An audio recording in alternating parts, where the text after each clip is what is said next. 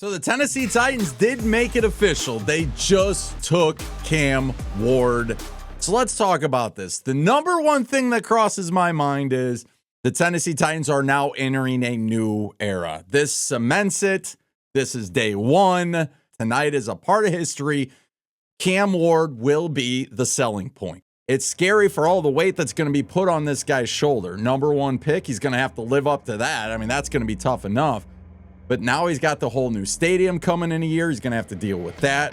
He's got a coach on the brink of extinction in Tennessee.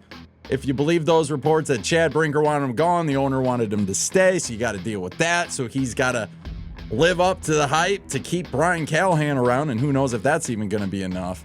But we've seen the Vince Youngs. We've seen the Jake Lockers. We've even seen the last time we've been this excited, I'm going to say, is when we took Marcus Mariota, and we've seen how that went.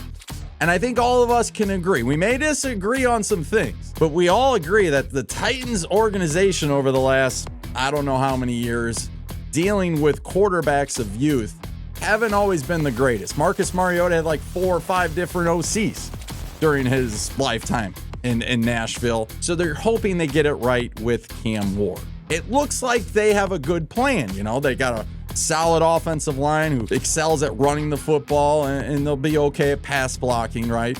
You got dual threat at running back, which I guess you could add later in the draft, another running back option. Calvin Ridley. They got an okay amount of tight ends. I guess you could argue they could get a little bit better there. But other than that, I mean, they don't really have a lot of option at wide receiver, but it seems like they're going to be a little bit more patient with Cam Ward. He's going to be a day one starter.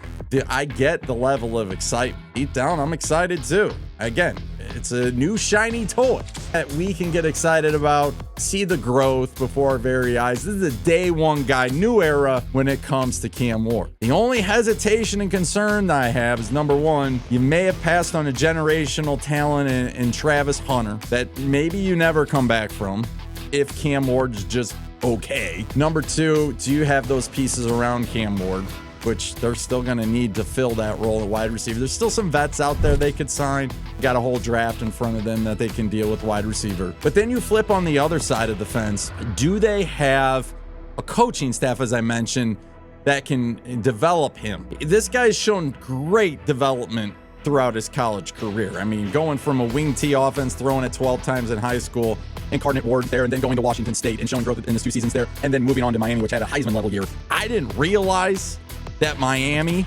really that bad. I mean, they were not a great football team. Cam Ward made them better and obviously made them almost into the playoff. That's how great Cam Ward was with Miami. I loved his slants. I loved his seam routes. I loved the zip on his ball compared to Shedeur Sanders. Some accuracy issues at times. There were obviously plays that, you know, he probably should have just ate the sack and instead tried to make something out of nothing. But you also see moments like the Georgia Tech game-winning drive on the line and try to do too much and fumbles the ball, game over. You've seen other plays where, you know, he runs and he throws it across his body and it works. Then you see other plays like the Duke game where it doesn't work and it gets picked off, or the game against California where it's a pick six. I will be supportive of the pick now that he's a Titan, and I hope and wish him nothing but the best.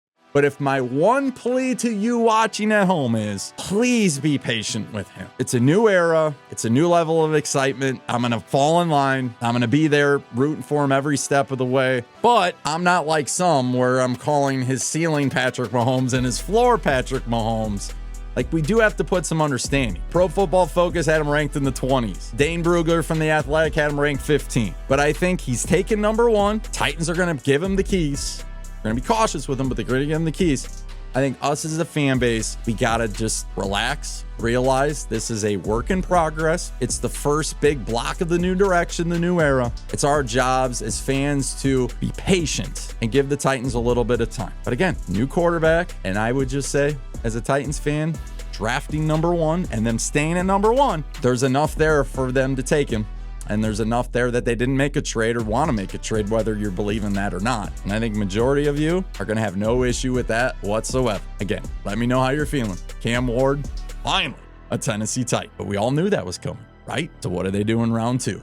I think that will be more of an interesting story because we already knew we had Cam Ward. Now we got to get Cam Ward some help. Starts in round 2. Until next time, take care. Don't forget to tighten up that like button. Hit that subscribe button if you're new. Cam Ward.